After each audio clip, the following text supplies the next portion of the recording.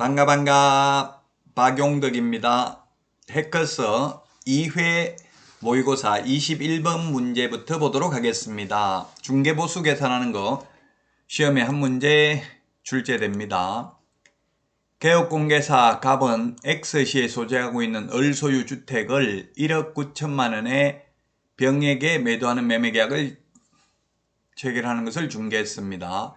개업공개사 갑이 을과 병으로부터 최대 받을 수 있는 중개보수 총액은 이렇게 했으니까 을과 병이니까 각각 받으니까 곱하기 1을 해야 되겠죠. 나오는 금액에다가. 자, 지금 1억 9천이니까 5천만 원 이상 2억 미만이면 0.5%네요. 한도액이 80만 원입니다. 자, 그러면 1억 9천 곱하기 0.5%를 하면 95만 원이고요. 한도액이 80만 원이니까 80만 원만 받을 수 있고요. 양쪽 쌍방으로부터 각각 받으니까 곱하기 2를 하면은 160만 원이 정답이 되겠네요. 한도액이 있으면 한도액 범위 내에서만 받을 수 있죠. 따라서 4번입니다. 중개보수 계산하는 거 한 문제 시험에 출제됩니다. 자, 다음은 22번 문제입니다. 거래 정보 사업자에 대해서 옳은 것입니다.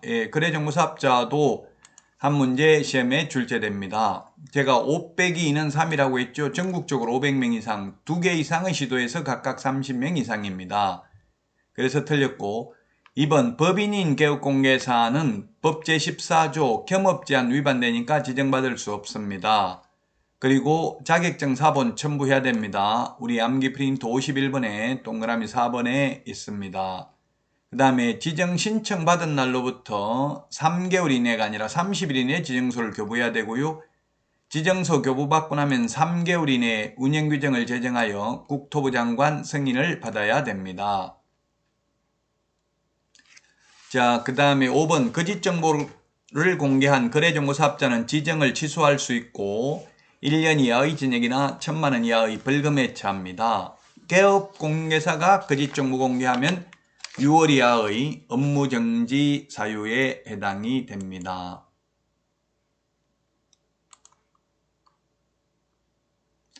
다음은 23번 문제입니다. 협회에 대해서 틀린 것입니다. 정답은 4번이네요. 협회 공제운영위원회 위원장과 부위원장은 호선입니다. 호선. 호선이라는 것은 상호간에 선출합니다. 위원 중에서 선출합니다. 따라서 국토부 제1차관이라고 해서 틀렸습니다. 4번이 정답이 되겠습니다. 자, 다음은 24번입니다. 수수료 내는 거 우리 암기 프린터는 52번에 있습니다. 수수료 내는 거 아닌 거 되는데 답은 3번입니다. 소속공개사, 고용신고, 고용관계 종료신고, 인장등록, 휴폐업신고 이런 거는 수수료 내라고 되어 있지 않죠? 그래서 정답은 3번이 되겠습니다. 다음은 25번 문제입니다. 25번 포상금에 대해서 틀린 것입니다. 정답은 1번이네요. 개업공개사가 아닌 자가 표시광고를 하면 포상금 지급 대상이 아니라고 했는데 포상금 지급 대상입니다. 자, 포상금 지급 대상이 올해 바뀌었는데 무부양, 광시공시죠.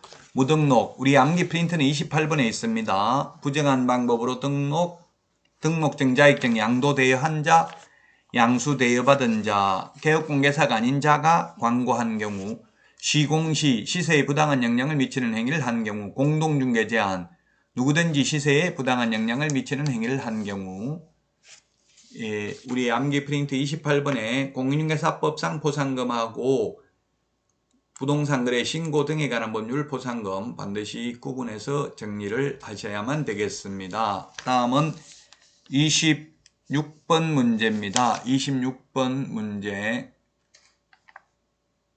부동산 거래 징수 교란행위 신고센터가 수집된 신고사항의 처리를 종결함에 있어서 국토부 장관 승인을 받아야 하는 사유를 모두 고르는 것은 원칙적으로 사건을 종결하면 안 되고 시도의사 및 등록관청에 조사 및 조치를 요구해야 되죠.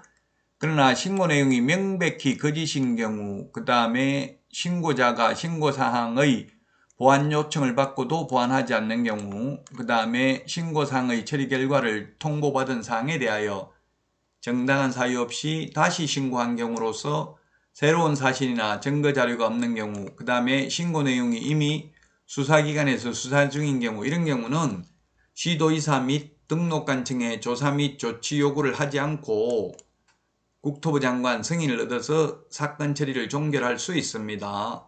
따라서 모두 다 해당되네요. 정답은 5번이 되겠습니다. 26번에 5번입니다.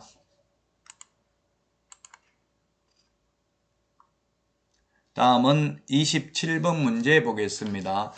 자격 취소 사유에 해당하는 것은 했는데 정답은 3번이네요. 자격 정지 기간 중에 업무를 하거나 이중 소속되면 자격 취소고요. 나머지는 부정한 방법으로 등록을 하면 등록 취소, 둘 이상 사무소에 소속되면 절대적 등록 취소고요. 소속 공개사는 자격 정지 사유입니다. 계약서 거짓 기재하면 임의적 취소, 5번 금지 행위도 임의적 취소입니다. 정답은 3번이 되겠습니다. 다음은 28번 문제입니다. 중개사무소 개설 등록을 취소하여야 하는 사유가 아닌 것은 했는데 취소하여야 하는 사유가 있고 취소할 수 있는 사유가 있죠. 답은 5번이네요. 둘 이상의 사무소를 둔 자, 이중사무소, 이중계약서, 그 다음에 임시중개시설물, 떴다방도 이중사무소하고 똑같죠? 요게 취소할 수 있는 사유네요. 나머지는 취소해야 되는 사유고요. 자, 답은 5번이 되겠습니다. 다음은 29번 문제 보겠습니다. 업무정지, 처분사유 옳은 것은 했는데 정답은 1번입니다. 업무정지는 그 사유가 발생한 날로부터 3년 지나야 업무정지 처분을 못하죠. 3년, 2년 지났으면 해도 됩니다. 다만 업무정지를 회피하기 위해서 폐업을 했다면 폐업기간이 1년을 초과하면 폐업신고 전의 위반행위로 인한 업무정지 처분할 수 없습니다. 등록증 대여하면 절대적 취소입니다. 그 다음에 업무정지는 시도의사가 하는 게 아니죠. 등록관청이고요. 그 다음에 업무정지 최고 한도는 6개월입니다. 그 다음에 업무정지는 개업공개사에 대해서만 할 수 있습니다. 따라서 1번이 정답이 되겠습니다. 자, 다음은 30번 문제 보도록 하겠습니다. 1년 이하의 징역이나 1,000만 원 이하의 벌금에 해당하지 않는 것은, 이 벌칙은 사실 단순히 암기해야 될 내용인데 시험에는 2문제 정도 출제가 됩니다. 답은 2번이 되겠는데요. 2번은 뭐냐면 이거는 누구든지 시세에 부당한 영향을 미치는 행위를 하는 것입니다.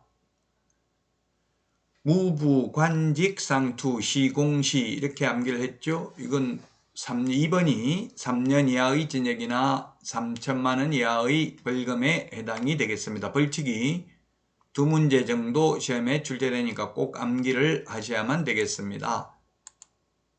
자, 이번 시간 여기까지 하고 다음 시간에 찾아뵙도록 하겠습니다. 수고하셨습니다. 안녕히 계세요. 안녕.